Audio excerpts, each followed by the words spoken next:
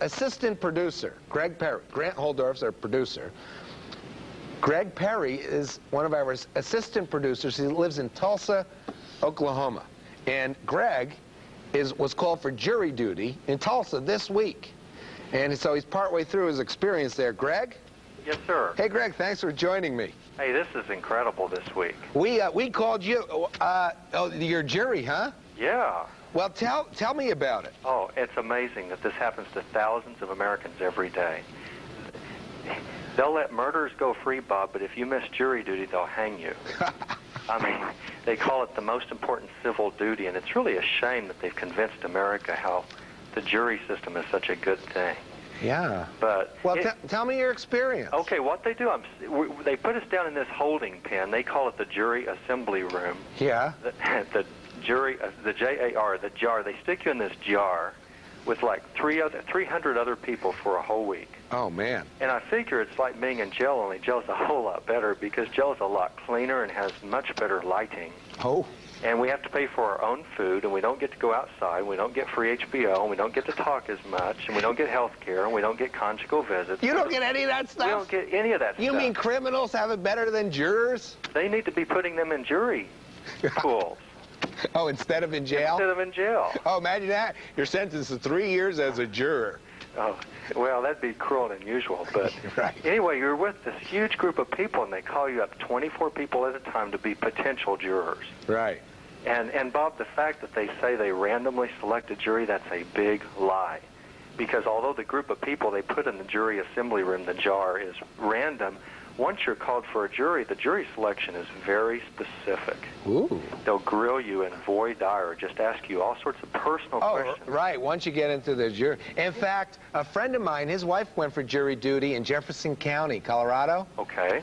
And before they were called into the courtroom, they were asked if they had ever heard of the New World Order. Oh, huh. Isn't that unbelievable? That's amazing. That's just, they ask you questions your own doctor would be ashamed to ask you. Oh, well, that's a good point. Well, and if the attorneys and the judge don't like your answers, they'll just send you back downstairs. Yeah, right.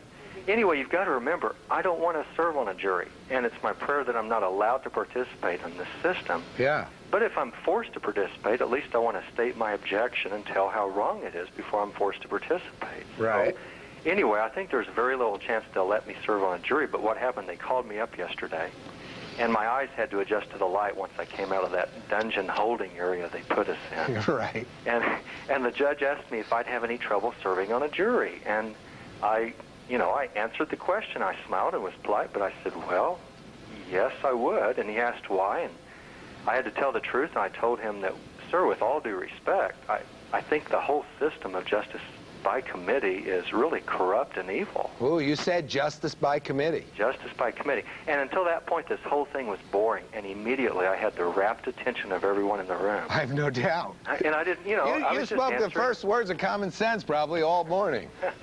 So the judge asked why I didn't like the jury system, and I told him that when justice is decided by a committee, that no one's responsible for whatever takes place.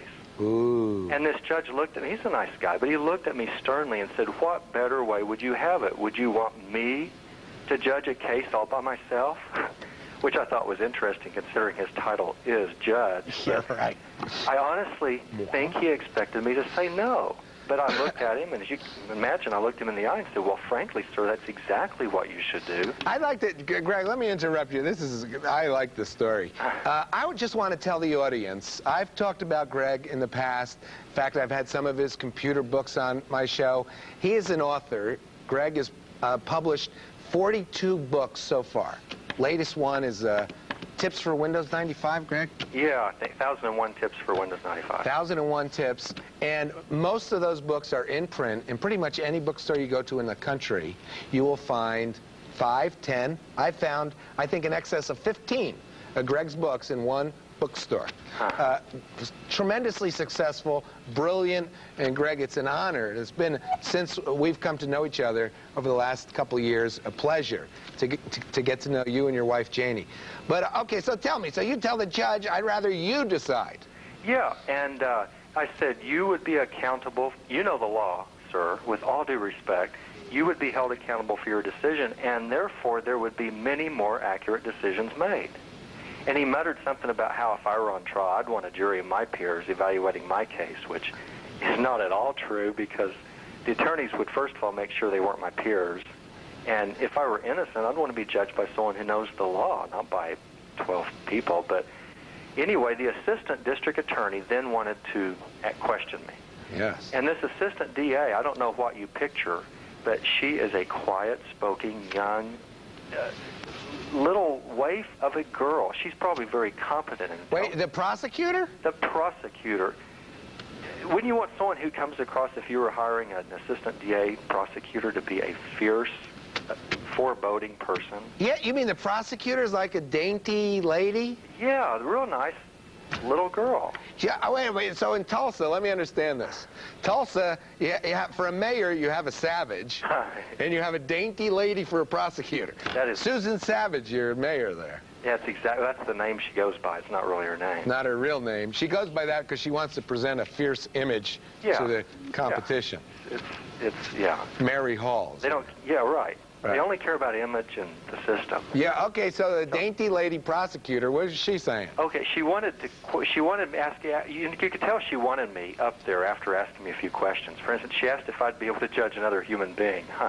And many people that she'd asked that before, of course, hesitated.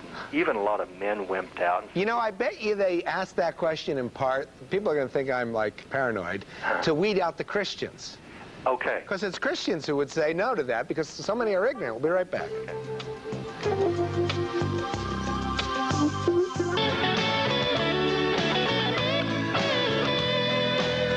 All right, going right back to Greg. Greg? Yes, sir. All right, so you're talking to the dainty lady prosecutor. Yeah. I know you've got other callers. I'm about to wrap up. I have great callers, but go ahead. This is okay. tough. It's interesting you said they want to weed out the Christians when they asked if we'd be able to judge, because when she asked me that, I immediately said, oh, but we're told by God to judge others all the time. Whoa.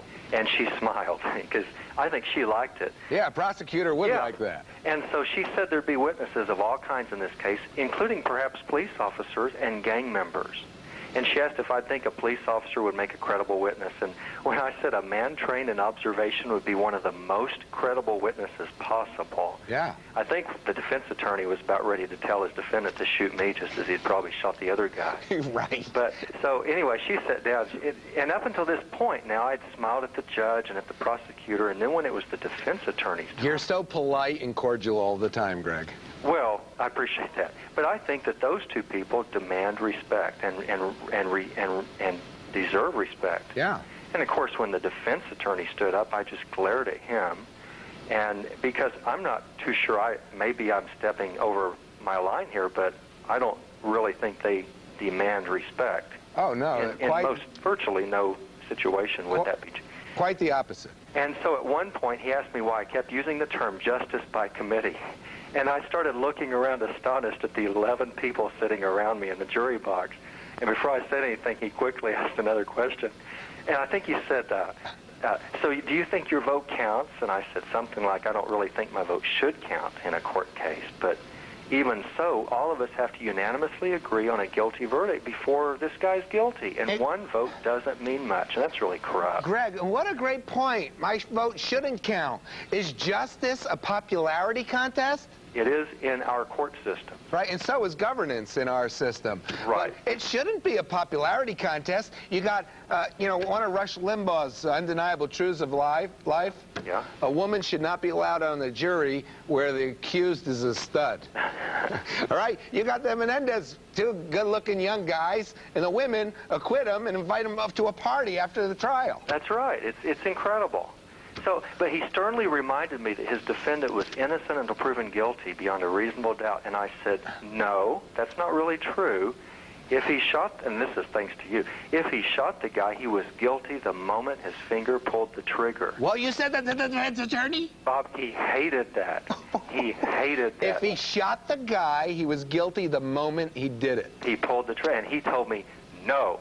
I had, he said, no, he's innocent until proven guilty. Oh, so if somebody rapes and murders a woman, they're not guilty. Yeah, that's right. They're not guilty. Until 12 people vote.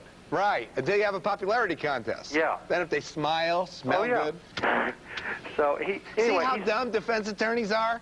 What? See how dumb they are? Well, they're Defense stupid. attorneys? But Right. what do you expect? They're defense attorneys. But anyway, he said, would I be able to do what the judge told me to do and fairly treat this client of his? And I didn't say, I'm not a fool. Of course I'll do what the judge says. But I said, I'll do what I'm told. And he said, so if the other 11 members of the jury tell you that this man is innocent, you'll do what you're told. I said, no, they're not my authority figure. Yeah, that's a Greg. Hey, Greg, this is all too good, Greg. So do you have to go back? Yeah, I have to go back in that jury assembly room. I have to be put in the jar in the morning. In the jar. So you weren't chosen for that trial? About 15 minutes later, when it was his turn to get rid of a juror, he said, Mr. Perry, please step down. And, of course, I gladly stepped down. Yeah, right. All right. Well, Hey, Greg, just imagine if you were on the jury and the guy was a murderer, Yeah. right? Yep. And many of the jurors were incompetent, as many jury trials reach the wrong conclusions. Many, many, many. People who do the right thing are often convicted, and obviously guilty criminals are often acquitted by juries. And just imagine if your jury could not come to a conviction if he was guilty, and the guy's off waiting on an appeal or retrial or whatever, and he kills somebody else. The blood's on our hands. Yeah, on the juror's hands, and on the defense attorney, and on the judge who didn't want anything to do with the outcome. Right. He only wanted to be neutral, really. What do they call him a judge for? Hey, Greg, we're out of time. You take care. I'd like to talk to you later in the week, hear more. You got it. All right, thanks so much. Sure, That's bye-bye. Greg Perry. I tell you, we're so judgmental. When we get together, we're just terrible. The things we say about defense attorneys, I can't even. Actually, I don't discriminate. I say it about all attorneys. My mom taught me, Robert, don't discriminate. So I don't like any attorneys.